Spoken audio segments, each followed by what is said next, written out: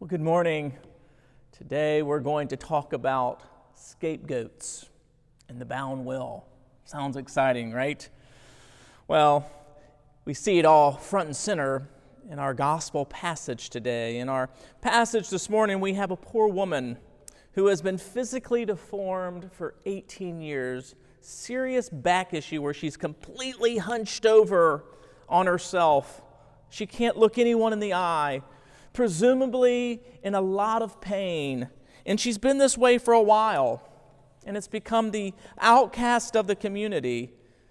And yet, she still makes her way to synagogue. She makes her way to church.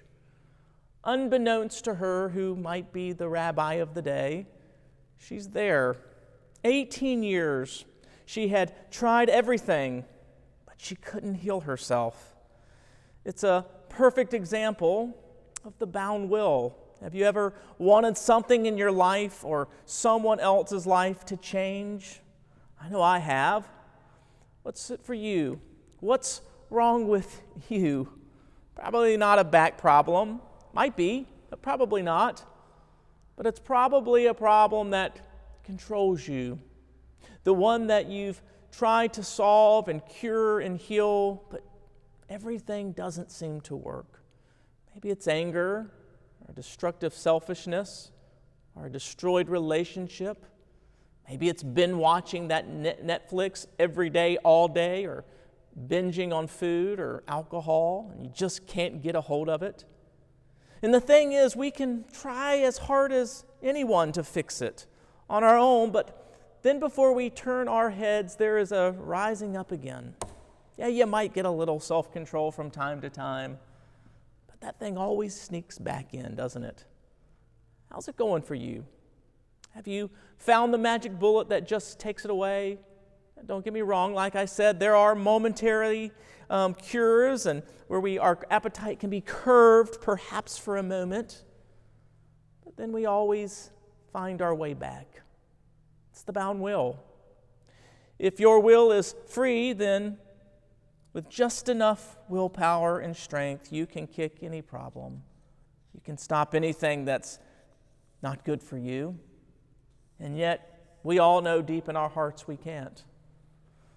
But if your will is bound and you can't fix the problem, then there's only one cure, right? You need rescue from outside. And that is where Jesus comes in the story above.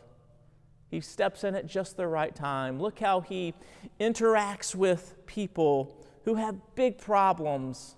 Let's see. There he is in the synagogue, teaching as he were on the Sabbath, the day when you weren't supposed to do anything or any work. And he sees a disfigured woman. She wasn't beautiful from cultural standards. She had nothing to offer Jesus. She had no money, no power, no prestige. It wasn't going to get him anywhere in his career. She was just an outcast, a burden to our society. And yet Jesus was drawn to her. In the midst of her helplessness, Jesus loved her. He actually stopped teaching and reached out to her. Isn't that fascinating? She's the one Jesus paid attention to, not the ones who had their act together necessarily, or the wealthy, or the ones who were fine dressed, or the one that could possibly help move his career along as a rabbi. No, he reached out to the outcast. Perhaps the first person to notice her in a long time. In the midst of her pain, Jesus stopped what he was doing, and he pursued her. The only person in history that could feel morally superior by right was the one who washed feet and touched lepers and was kind to the broken, and he ate with sinners, and he healed her. She was curved in on herself, isolated, just like us in many ways, and Jesus loved her as she was, and he healed her. Notice he didn't wait for her to fix herself or get herself together or cleaned up or dressed a little nicer or perhaps come and ask him kindly to fix her. No. And she immediately stood up straight when he said, "Stand up straight, woman." And she could look at people in the eye now, and her lungs filled full for the first time in 18 years, and the pain was gone, and she glorified God, which was the natural response, right? When God does something special for us, what do we want to do? We tend to want to worship Him. And it was a wonderful, joyous occasion, certainly something to be celebrated by all who were there. And yet, there's some, the religious authorities, who had exact opposite reaction. They were indignant and outraged that Jesus would do such a thing on the Sabbath. How dare he work on this sacred day? What kind of rabbi was he? Who does he think he is, breaking the rules that we created? Doesn't he know the law of Moses? And that we're called to keep the Sabbath holy? And not does this list of things that we come up with. Maybe it's not the Sabbath, but don't we all have a list? And when somebody breaks the rule on our list, it infuriates us. Because how dare them be able to get away with something that we don't allow ourselves to get away with? It's interesting, though. The list that came up with was not from Moses. He didn't create this and rule necessarily, or the rules that they had. But this shouldn't really surprise us, should it? How often do religious people use religion against people rather than for people? You ever been there? If you say so, if you've been hurt by the religious side of things, I'm sorry, but it's what people do. We people like control. We like power. We religious people have a long, sordid history of defending our man-made religious principles, our ideologies, are institutional at the expense of our fellow human beings. The powerful and the religious authorities wanted to control you. They want to exert power over you. They want to manipulate you. And they'll use God's holy, right, good, and true law to do it. You heard it here first, folks. You will be hurt by the religious. But let's look a little closer at this guy's response. It's clear that he was threatened by Jesus, but he publicly rebuked the woman who Jesus had just healed, transferring his anger onto this helpless poor outsider instead of, this is a wonderful thing that's happened to you. Let's celebrate God's love for healing you. No, that's not what he does. He says, there are 6 days in which work can be done. Come on those days and be healed, not on the Sabbath day. Adventures in missing the point, right? A woman was just dramatically healed, and this idiot was worried about the day of the week. She didn't even ask to be healed, much less have some grand scheme or plan on being healed on the wrong day. Do you see what he's doing here?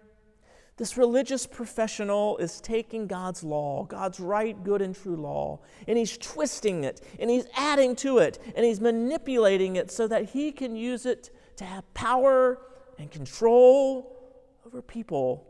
He's actually trying to make the law manageable so that he can manage and control the people around him.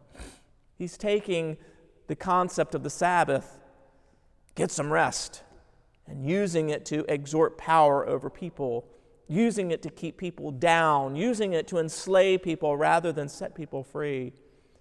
And it happens in our world today too. I mean, here's the deal. If it feels like you're being lorded over, you probably are, and you should run. If it feels like a religious power play, it probably is. So run. If it feels like control and manipulation, it probably is. So run, but not away. Run to Jesus. Did you see the article the other day on hitting the snooze button on your alarm in the morning? This whole piece was written on why it is sinful to hit the snooze alarm. I'm not kidding you. And to give practical ways, it gave practical ways, listen to this, it gave practical ways for fighting against slothfulness by overcoming the desire to hit your snooze button. This is what it's come to? Is this really why Jesus came, to help us win the fight over snooze alarms? Listen, you know what Jesus would have said to you if you hit your snooze alarm?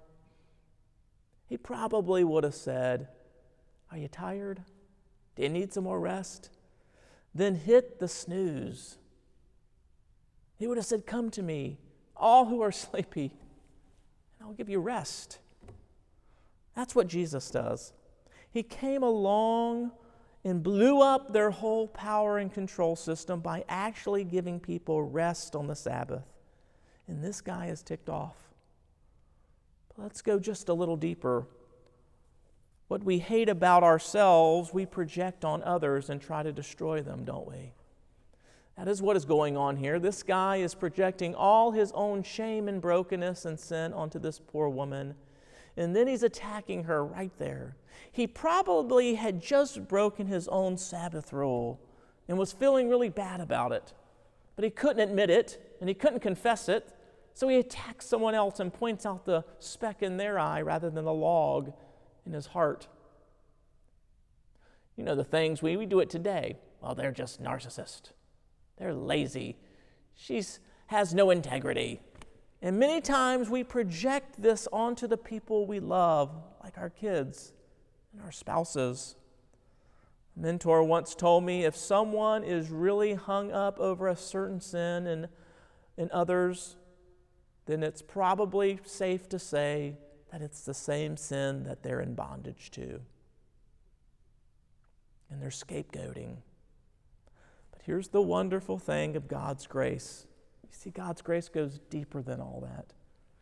Jesus is always for the person, not the institution. He was for the deformed woman, and he healed her. He was for the ruler of the synagogue too, but the ruler wouldn't go there. He wouldn't admit his great need. He wouldn't admit that he too needed healing, that he too was bent in on himself and over and crippled, and that he needed help. The power play, the need to be in control was too powerful. His will was bound. You see, Jesus didn't come to control you. He came to heal you. He didn't come to make you a new project. He just came to be with you. And that's the type of religious person I want to be around. I want to be around a Jesus that I can look in the eye and say, I'm struggling. I'm stuck. I can't fix this. And I want to know that from the other side, I'm going to receive love and kindness. It reminds me of the movie The Sound of Music. The captain, the father figure. Now, if you're in a bad situation, do you want to come to the captain at the beginning of the movie? Or do you want to come to the one at the end of the movie? The one who blew his whistle and demanded his children to line up and respect him and to be dressed nice and to be perfect and to not make a sound? Or the one at the end of the movie who invites them to sing and plays music for them and teaches them a new song? Jesus is the one at the end of the movie who invites his beloved to come just as they are, to admit where they're broken, to admit where they're curved in on themselves, to admit where they're stuck, and to freely say, I can't do this. I'm bound. I can't stop doing, you fill in the blank. And let Jesus meet you right there today. Let him heal you right there today. Let him teach you a new song there today. In the name of the Father, Son, and Holy Spirit.